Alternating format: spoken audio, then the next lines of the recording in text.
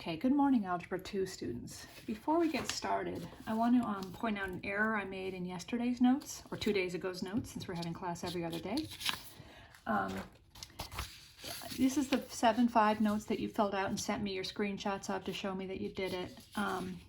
Thank you, everyone. You've been really good about that. But at the bottom of the notes, someone pointed out to me in the first class that had this lesson that I forgot to use this base 5 all the way through the very last example. This is the example at the bottom of the page and the one on the right. So it was log base 5 of square root of 3x, and we went through the log properties to kind of break up this log into multiple logs here. But what I forgot to do is carry the base 5 all the way through. So the notes that were in the video, none of these logs had a base 5 on them, which implies the base was 10. There really should be a base 5.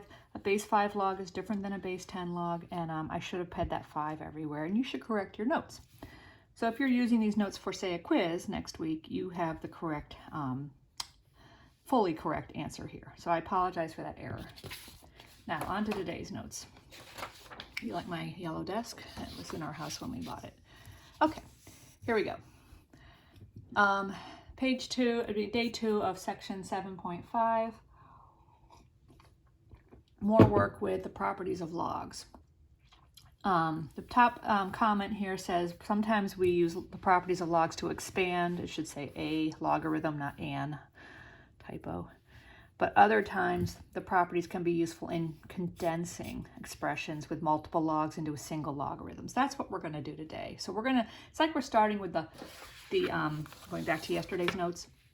We're going to be starting with the right side of these properties, here, here, here, and rewriting expressions in the form on the left side. This one's actually a little harder than expanding, I think. I see more errors with this type, so that's a warning. Just do them carefully. Look at the properties while you're doing them to make sure you're doing things correctly. So this first one's pretty simple. We have a log base 3 of 5 plus a log base 3 of x. This looks a lot like, you can see I wrote product property here. This looks a lot like the right side of the product property, a log plus a log, and they have the same base b. In our case, the base is 3. But they have to have the same base to add them. So a log base 3 of 5 plus a log base 3 of x, it can be written as a single log base 3 of the product of these two arguments, 5 and x. So it's log base 3 of 5x. And that's it. So what you've done is gone from sort of the right side of the product property to what in the property was the left side. And these are equal. On your homework, you're asked to start with something like this, the log base 3 of 5x, and rewrite it this way. Now you're doing the opposite. Here's one that looks very similar to what we just did. The only difference is this one has a minus sign where this one had a plus sign. So the minus should be assigned to you that this is the quotient property. The quotient's the one that turns into a minus. You have a log minus a log. It could be rewritten as a single log of the quotient of the two arguments. So this can be rewritten as a single log base 3 of 5 over x. This is the 5. The numerator is the first log, and then the denominator is the log that was subtracted from the first log. I have a really important note here, and you should take note of it. This log minus log here is not equal to log base 3 of 5 over log base 3 of x. These are not the same. The boxed answer is a single log. The bottom one here is a log over a log, and if you had a number for x and you plugged it into both of these, they would not come out equal. The one that equals the starting expression is the single log, and it's using the quotient property. So please don't make this mistake. If you're going from a difference, and you're trying to condense it into a simpler expression, the boxed answer is correct. The one down here is not correct. So not equal to that. This is a common mistake, is to say, oh, it goes to a quotient, and then they write 2 logs. That's not correct. Okay, this third problem has the added twist of having the power property mixed in. I have an orange highlighted this 2 in front. So these ln's mean natural log, right? Which is a base e log, shorthand for writing log base 3 of 5 or log base 3 of 15. But these are logs, so we're going to use log properties. But this 2, my first step is to just deal with that 2, and I brought it inside. The power property says if you have a number in front like this n, it can be rewritten as log base b of m to the n. That n goes up on as an exponent on that m. So that's what I did. Now, before using the quotient rule on this minus, I simplified this. This is log base e of 5 squared. A 5 squared can be replaced with what it equals, 25. And I'm going to do that to make my work a little easier. So I have log 25 minus log 15, natural log. Then I'm going to use the quotient rule just like I did in this one up here, and say that's a single natural log of the quotient of 25 over 15. And since 25 over 15 can be reduced, it's 5 over 3. So this is the natural log of 5 over 3. You could plug that in your calculator if you wanted, and put ln of, and then put in the argument 5 over 3. Okay, this one has 3 logs to start. Now, this one is intentionally very similar to the one below it, with the key difference that the one below it has parentheses. The parentheses in this one below are telling you this minus sign goes with everything that follows. In this one, please be careful. The minus means the log 3 is the only thing subtracted. This has a plus in front of it, and there's no parentheses saying distribute this negative. So these will have a different answer. So there's a couple things you can do. If you want to combine the ones with the pluses together first, you can do that and then deal with the quotient part. You're going to land at the same answer no matter what order you do things, as long as your order is logical. I chose to put this 3 underlined here as an exponent, brought it inside this log and wrote it as the last log is log of x cubed. So that whole log got rewritten this way. The first 2 logs, I used the quotient rule just like here and said this is log of 12 over 3. So I combined these 2 here, and I rewrote this using the exponent rule. Before proceeding, I want to rewrite 12 over 3 as 4, just to make things easier. When you carry fractions through a problem that you don't need to, if you can make a simpler version of it, you should, because you're bound, myself included, you're bound to make mistakes the longer you carry a fraction through a problem that could be reduced to an integer. So we have log base 4 of log of x cubed, and that is log of 4x cubed using the, from here to here was using the, what's it called? The product property. Okay, so quotient property got us to this, power property got us to this, simplifying got us here, just this, and then we use the product property to get our final answer, which is log of 4 times x squared, x cubed. Okay, if you look back at the beginning, maybe you can see how that worked out.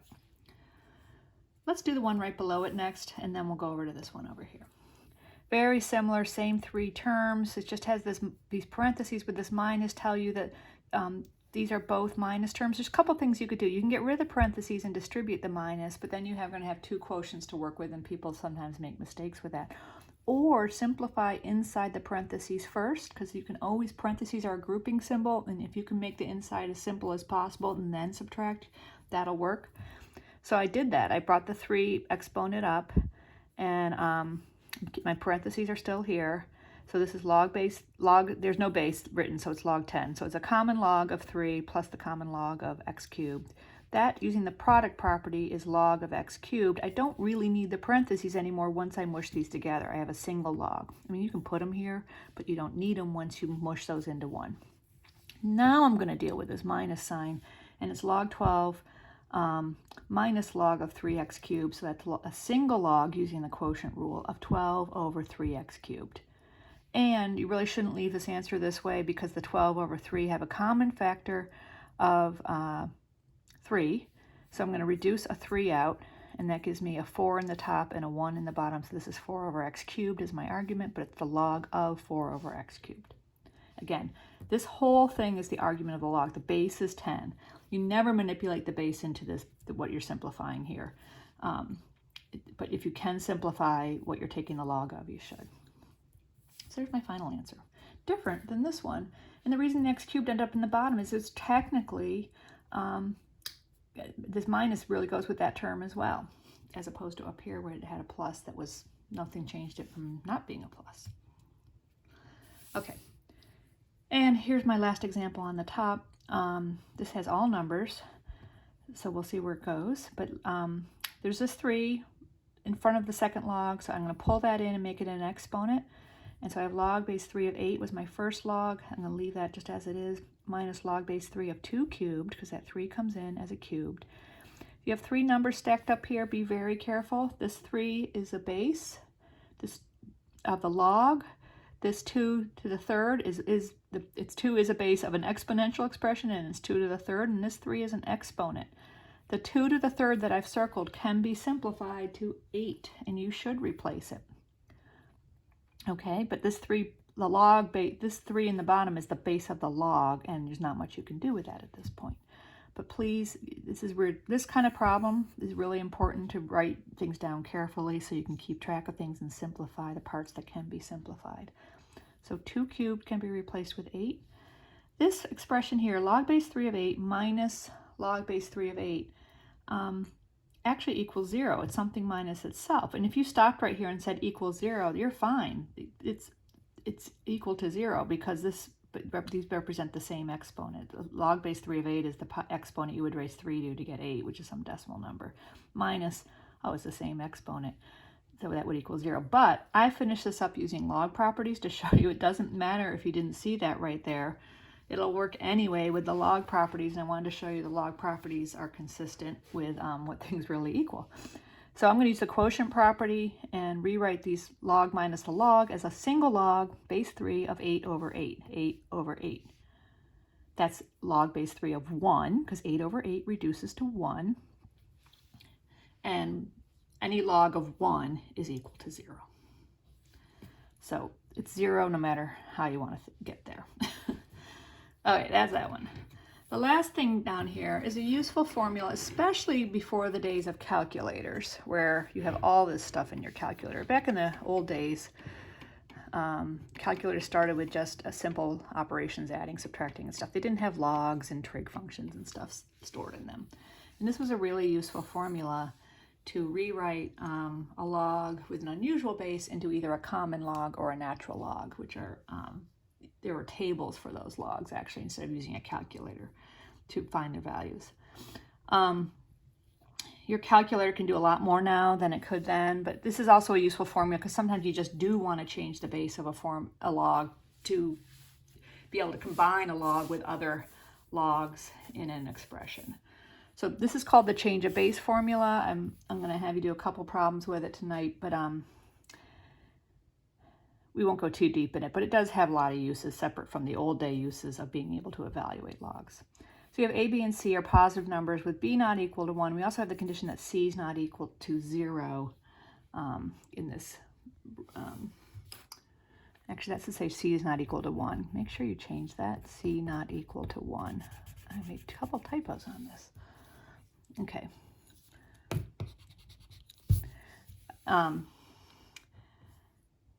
And the reason we don't want C equal to 1 is the C ends up in the bottom as a log, and we don't want a log equal to 0 because you have division by 0.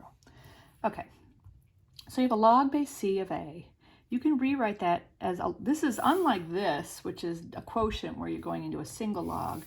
Here you have a single log going to 2 logs, but this is the change of base. It's different than the quotient rule. This is saying, notice where the A and C ended up. Your C is here, and your A ended up here.